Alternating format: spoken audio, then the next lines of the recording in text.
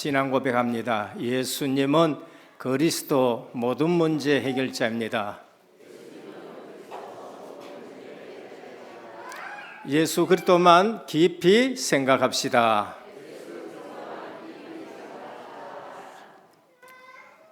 나의 신앙이 무슨 신앙이냐고 한번 질문해 보시길 바랍니다. 저는 무슨 신앙이냐고 물으면은 한마디로 언약 신앙을 가지고 있다라고 말씀드릴 수 있습니다. 제가 다락방 하는 이유는 다락방이 언약 신앙을 가르치고 있기 때문입니다. 그리고 성경적 전도를 가르치고 있기 때문입니다. 많은 교회들이 있지만은 프로그램도 하고 분주하게 행사도 하고 합니다만은 중요한 것은 그 속에 언약 신앙이 있느냐 없느냐가 중요합니다.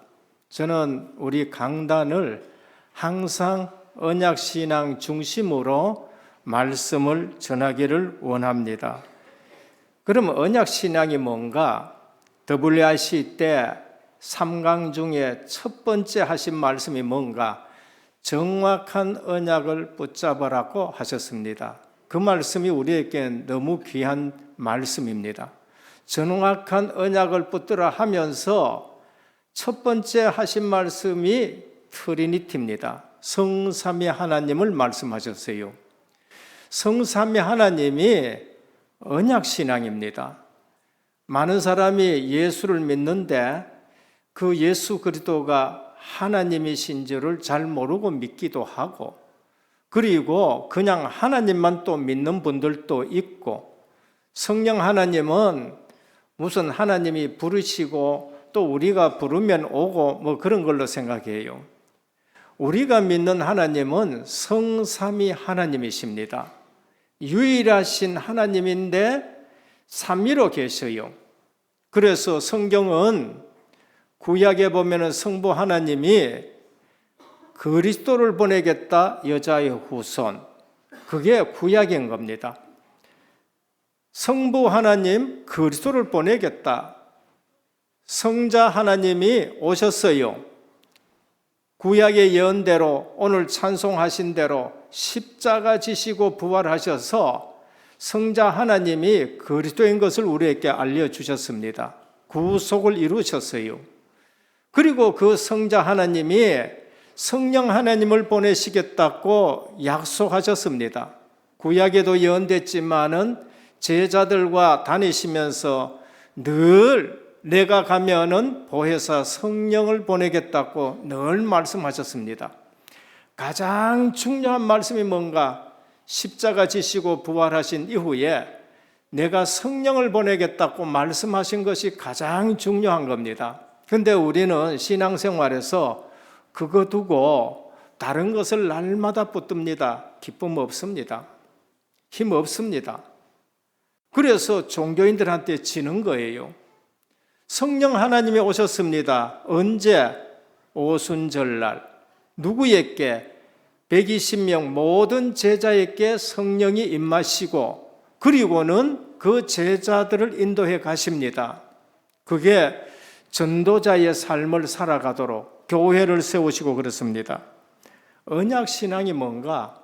성삼위 하나님이 우리에게 말씀하신 것. 성부 하나님은 성자 그리스도 보내겠다. 성자 그리스도는 구속을 이루시고 성령 하나님을 보내시겠다.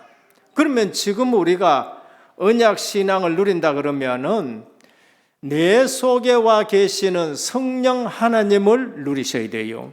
그게 언약 신앙입니다. 거기서부터 우리는 기쁨이 있고, 거기서부터 우리는 인도받고, 거기서부터 내 기도에 성령이 역사하시고, 거기서 성령의 권능 앞에 현장 나가면 흑암이 꺾여지고, 그러면서 전도자에게는 천사가 동원되어지고, 하나님 나라가 배경인 성령의 보호하심이 있고, 성령이 주시는 증거 가지고 우리는 세계 복음화의 증인으로 서시는 것입니다. 이 사실이 없이 살아간다. 전부 육신적인 문제, 육신적인 환경에 속아요. 내가 왜 감옥에 와 있느냐는 거예요. 요셉입니다. 내가 왜 형님들한테 팔려가느냐는 거예요. 요셉이에요. 아니 나는 잘해가지고 총무가 됐는데 왜 또 억울한 누명 쓰고 감옥에 가느냐? 그게 요셉이에요. 근데 요셉은 그 환경에 절대 속지 않습니다. 뭐 했느냐? 성령께서 자기와 함께 하시는 기도의 비밀을 누린 겁니다. 불신자가 보고 뭐라 했느냐? 애굽의 왕이 여호와의 시내처럼 충만한 자를 어떻게 얻겠느냐? 옥에서 증거가 나타나는 거예요. 예레미야가 감옥에 갇혀 있습니다. 이유를 모르면은 원통하고 분한 거예요. 왜 하나님이 일하는데 나를 이 옥에 가져와 놨느냐? 하나님 말씀하십니다. 이 일은 내가 행한다.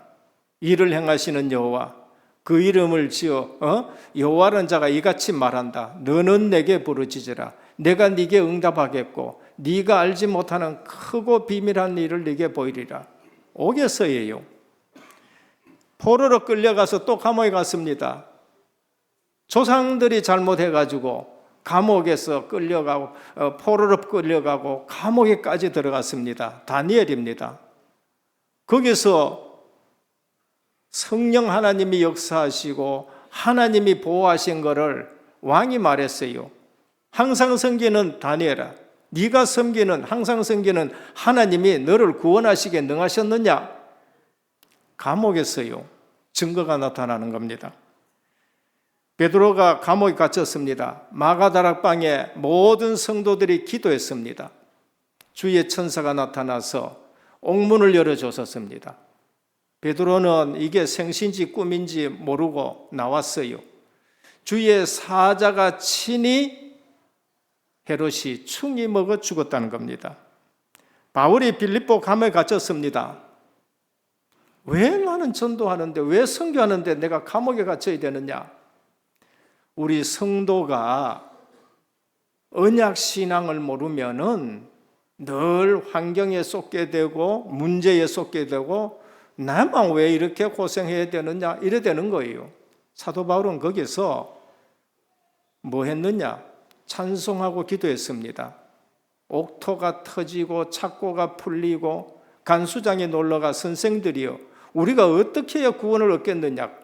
주 예수를 믿어라. 그리하면 너와 네 집이 구원을 얻으리라. 옥에서 선포되는 말씀입니다. 사도 요한이 patmos섬에 갇혔습니다. 옥이에요. patmos섬에 갇혔다는 거는 옥에 갇힌 거예요. 그게. 근데 누구 만났어요? 부활하신 주님이 나타나셨습니다. 오른손에 7뼈를 잡았어요. 주의 사자들입니다. 그리고 7교회를 운행하고 계십니다. 지금 교회를 운행하시는 거예요. 지금 그리스도는 주의 사자들, 주의 종들을 손에 잡고 교회를 지금 운행하시면서 성령이 교회에 하시는 말씀을 들으라고 외치시는 거예요. 우리가 언약을 모르면은요, 모든 보이는 것에 쏟고 문제에 쏟고 환경에 다 쏟습니다. 오늘 사도 바울 마찬가지입니다. 근데 사도 바울은 옥에도 갇혔고 그리고 지금 또 사도 바울을 죽이려고 하는 사람들이 12절에 보면은 결사대가 40명이 있는데도 전혀 두렵지 않고 뭐를 증거하고 있느냐? 부활하신 그리스도예요.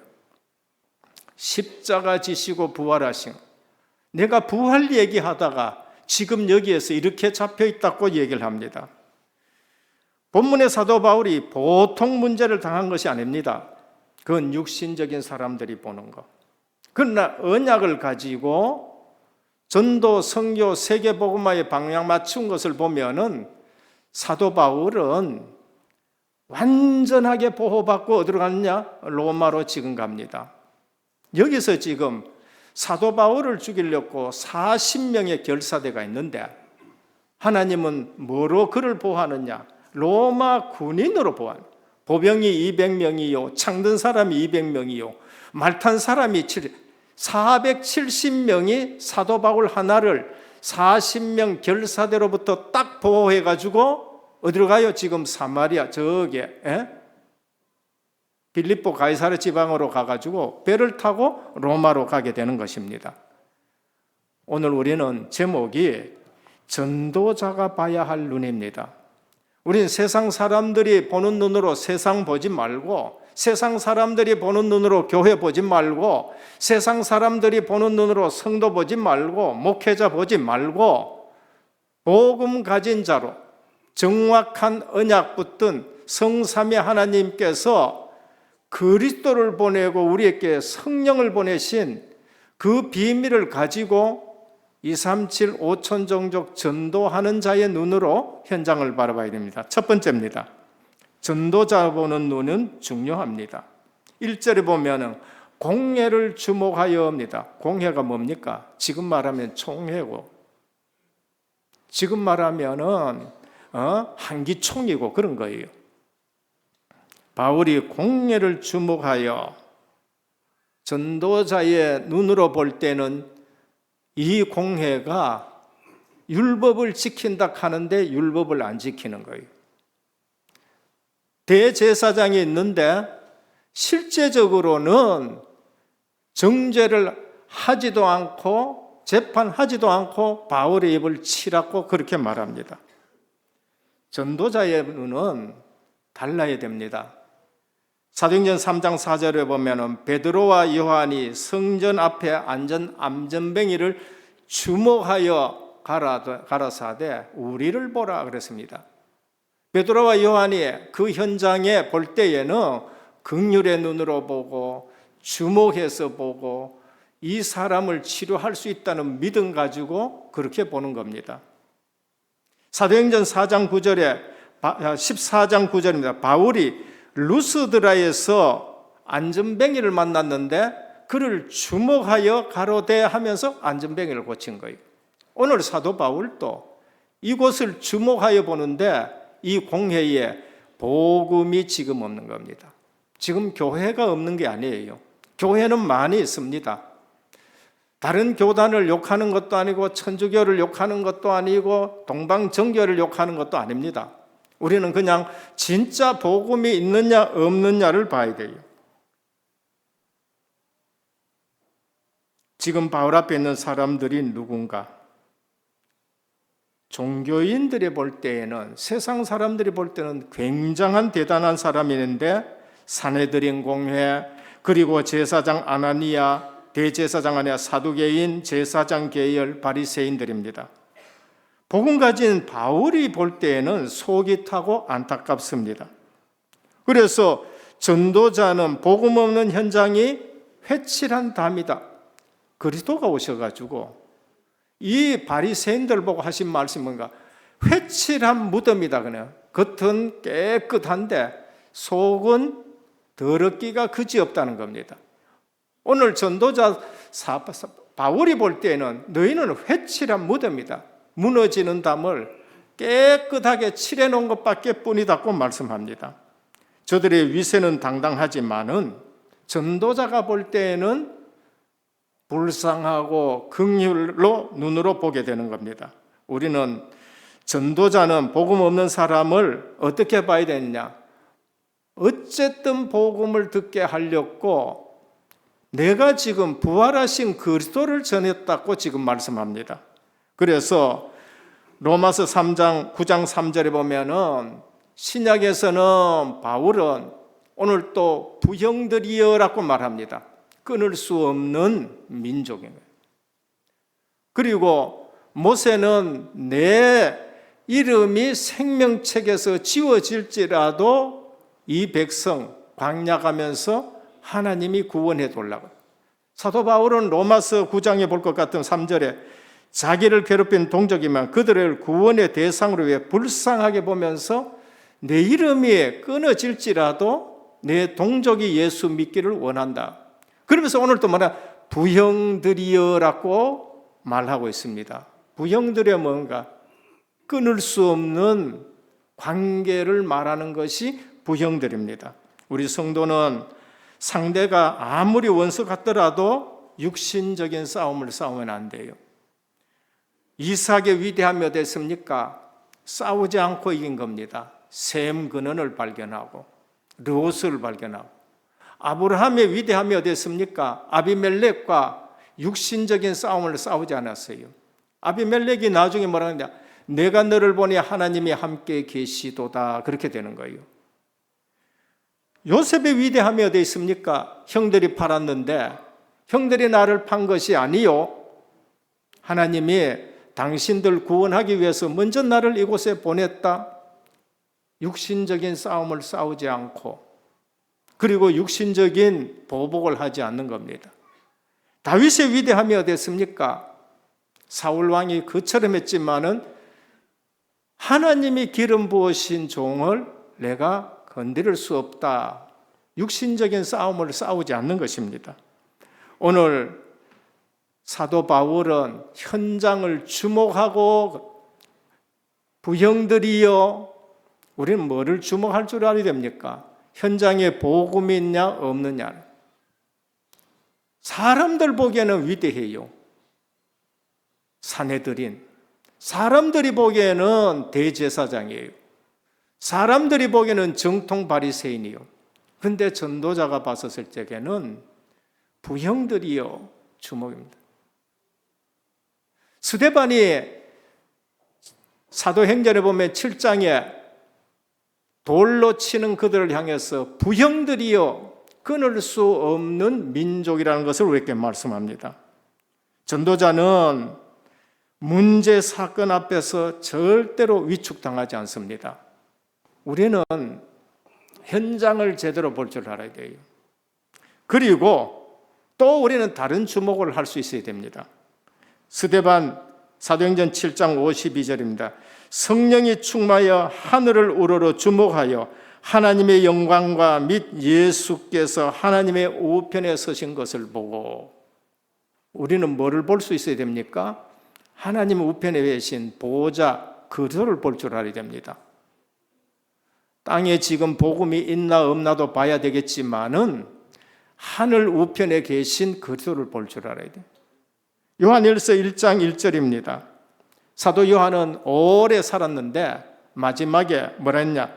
태초부터 있는 생명의 말씀에 관한 우리가 들은 바요, 눈으로 본 바요, 주목하고 자세히 만진 바라 그랬습니다. 뭘 볼 줄 알아야 되는가? 주목했어요. 생명의 그리스도 우리는 체험했고 볼 줄 알아야 되는 겁니다. 야고보 1장 17절입니다. 더 좋은 것을 볼 줄 알아야 됩니다. 각양 좋은 은사와 온전한 선물들이 다 위로부터 빛들의 아버지께로부터서 내려오노니 그는 변함도 없으시고 회전하는 그림자도 없으시다. 주님은 변치 않습니다. 각양 좋은 것은 세상으로부터 나오는 것이 아니라 위로 빛들의 아버지로부터 온다는 걸 본 거예요.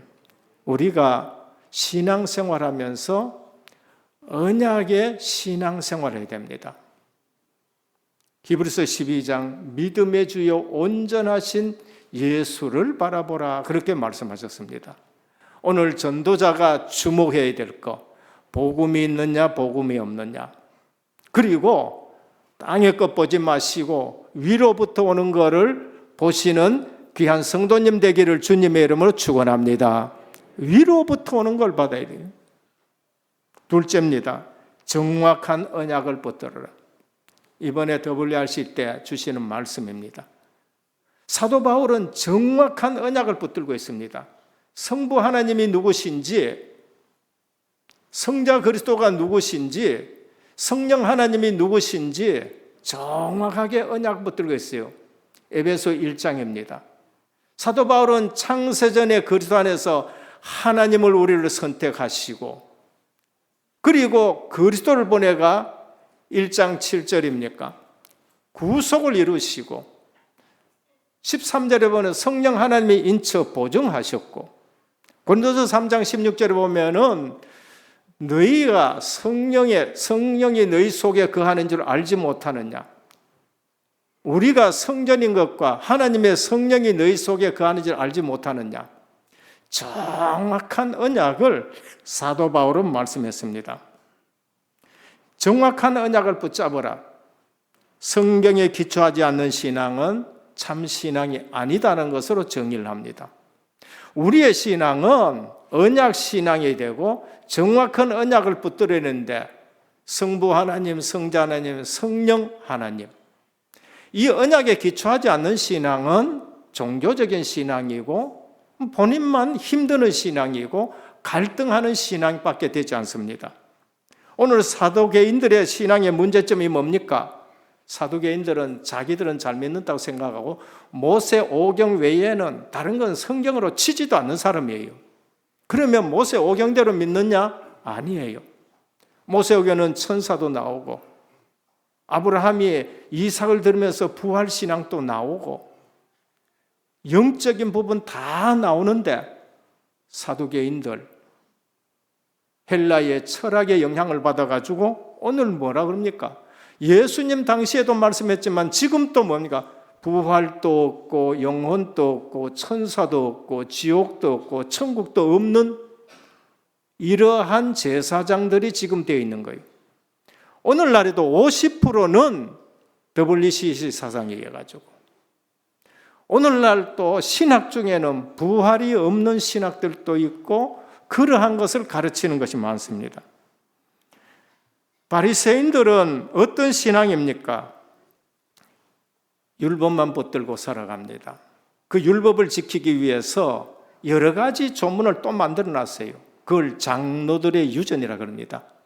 그런데 장로들의 유전을 더 붙들고 이제는 하나님의 율법까지도 도외시하는 그러한 신앙생활을 하는데 마태복음 23장 27절입니다. 주님이 직접 그 바리새인들에게 화 있을진저 서기관과 바리새인들이여 회칠한 무덤 같으니 겉으로는 아름답게 보이나 그 안에는 죽은 사람의 뼈와 더러운 것이 가득하도다. 그래서 회칠한 무덤이에요. 외식적인 거예요. 사람에게 보이기만 위해서 살아가는 겁니다. 그리스도의 복음은 없고 율법만 붙들고 그런데 그 율법도 놔두고 오히려 장로들의 유전을 가톨릭 같은 데는 교회의 유전을 굉장히 중요시 여깁니다. 어쩌면은 하나님의 말씀보다도 교회의 전통과 유전을 더 높이면서 살아갑니다. 그래서 다른 사람의 죄만 뭐예요? 율법주의자들이 되어버렸어요. 복음은 없어요. 뭐 때문에 피제사 드렸는지 여자의 후손을 보내겠다 하는데 그거하고는 상관없고 심지어 이사야 53장 4절에서 6절의 말씀이 있는데 자녀가 어디 가가지고 목사님한테 이 본문을 들었어요. 그래서 아버지한테 가가지고 유대인 아버지한테 가서 이 말씀이 도대체 무슨 말씀이냐?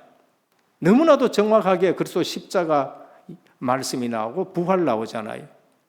아버지가 아예 뺨을 때리면서 이 성경은 읽지 말라는 거예요. 이제 이것이 유대인의 모든 삶인 것입니다. 바리새인들은 사람에게 보이기 위해서 외식하고 위선의 삶을 살아가는 서기관은 성경 복사하는 신학자들입니다. 직업이 되어버렸어요. 신학자들이 직업이 되어버립니다.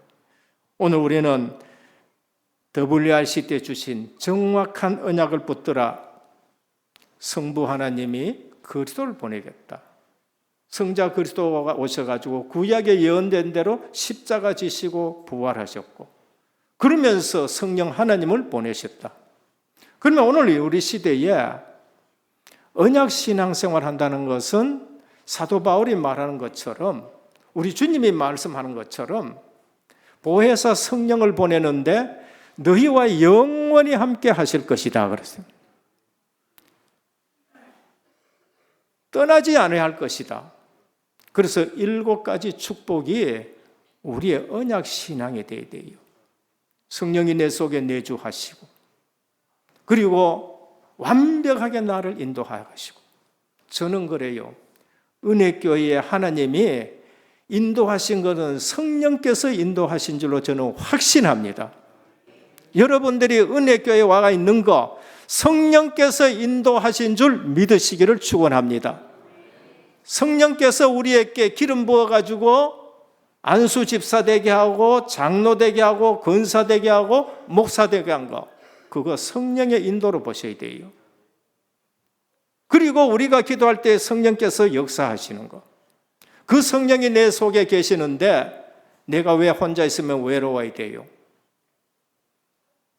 성령의 권능에 흑암이 무너져야 되는데, 말씀 중심의 신앙생활, 이것이 언약 신앙생활입니다. 그리고 그걸 붙들고 기도하는 거, 그게 언약 신앙이라는 거예요. 다른 것 붙들고 기도하지 말고 말씀 붙들고 기도하기를 축원합니다. 말씀을 붙들고. 저는 합숙가 가지고 중요한 말씀을 잡았었습니다. 전에도 봤어요. 베드로가 성전에서 예전에 안전하게 봤듯이 전에도 봤어요. 그런데 그날따라 그 말씀이 요한복음 15장 7절입니다. 너희가 내 안에 거하고 구원이에요. 내 말이 너희 안에 거하면 언약이고 약속입니다. 무엇이든지 원하는 대로 구하라. 그래야면 내가 이루리라 그러셔요. 그때부터 제 기도는 달라졌습니다. 주의 말씀을 붙들고 기도하는 겁니다. 언제든지. 마지막 세 번째입니다. 전도자가 봐야 될, 반드시 봐야 할 인생 방향. 사도 바울은 인생의 방향을 봤습니다. 오늘 우리 성도님들 훈련 받으면서 내 인생의 방향을 봐야 돼요. 저는 수십 년 동안 훈련 받으면서 늘 갈등하던 인생의 방향이 난 커서 뭐 할 건가? 뭐 목사 한다고 얘기했는데, 목사 시킨다고 얘기했는데, 그럼 어떻게 할 건가? 늘 인생의 방향이 없어요. 그런데 훈련 받으면서 방향이 나왔습니다. 구약 아브라함 이후에 하나님은 무조건 가나안 방향을 맞춰라. 가나안 땅에 들어갔다도 방향을 다르게 맞추면은 고생 바가지 하는 거예요. 엘리멜렉 가정, 룻기에. 아브라함이 가나안 땅에 들어갔다가 애굽 내려가서 방향 틀리니까 가서 고생 바가지 하는 거예요. 야곱이 바다나라가 부자 됐지만 하나님은 네 조상과의 약속한 땅으로 가는 거예요. 요셉은 애굽의 총리 됐지만은 너희는 분명히 한 민족을 이루어가지고 가나안 땅 갈 것이다. 그때 내 해골 가지고 가라. 모세가 요셉의 해골 가지고 가나안 땅 가는 거예요. 바벨론 포로로 붙들려 갔지만은 하나님은 가나안 땅 가서 성전 세워라. 그리스도가 오실 땅이기 때문에. 그럼 지금은 부활하신 주님이 우리에게 방향을 주셨어요. 너희는 온 천하에 만민에게 모든 족속으로 딱 끝까지 방향을 주셨습니다. 이제는 성지 갈 필요는 없어요. 가도 되고 안 가도 됩니다. 구약에는 언약이에요. 그 언약이 그리스도가 오심으로 이루어졌기 때문에 이제는 갈 필요는 없어요. 가도 좋아요. 지금 우리의 언약은 뭔가? 전도, 선교, 2, 3, 7, 5천 종족이에요. 여기에 인생 방향 맞추시기를 축원합니다. 그거 알고 저는요, 전도가 우리의 방향이고 선교가 우리의 방향이고 먹는 거, 입는 거, 마시는 거, 자녀 키우는 거, 내 사업하는 거, 이건 전부 방향이 전도, 선교와 맞춰야 된다는 겁니다. 사도 바울은 아나니아 만나서 그 미션을 받았어요. 이방인과 임금들과 이스라엘을 위해서 택한 나의 그릇이다. 방향을 딱 잡았었어요. 사도행전 9장 15절에 그리스도 만나고 아나니아 만나고 바로 이것이 방향이 됐었습니다. 그래서 나는 이방인에게로 가겠다. 베드로 사도들은 유대인들에게 전도하지만 우리는 이방인에게 가겠다는 거예요. 그래서 사도 바울은 사도행전 19장 21절에 이 일이 있은 후에 바울이 마게도냐 아가야를 거쳐 예루살렘에 가기로 작정하여 이르되 내가 거기 갔다가 후에 로마도 보아야 하리라 그러는 거예요. 오늘 또 주님이 직접 나서서 로마에 가야 하리라. 풍랑 속에서도 27장 24절에 두려워 말라. 네가 가이사 앞에 서야 하겠고 그랬습니다. 오늘 사명 붙드는 날 되기를 축원합니다. 사명이 있으면은 사명이 다할 때까지 안 죽어요. 무드셀라. 사도 바울은 사명 다할 때까지 배가 깨질만 하지만은 안 죽어요. 평안하시기를 축원합니다. 예수 그리스도 믿고 평안해야 되고, 예수 믿고 당당해야 되고, 예수 믿고 정말로 하나님이 우리와 함께 하시는 누림이 있어야 되는 거예요. 왜 예수 믿고 그렇게 십자가 지시고 부활하셨는데 십자가만 있으면 우리는 날마다 찌푸려야 돼요. 엠마로 내려가야 돼요. 그러나 그리스도가 부활하셨습니다. 성령을 우리에게 보내주셨습니다. 그건 내가 매일 기쁘게 191장 만날 부르셔야 돼요. 만날.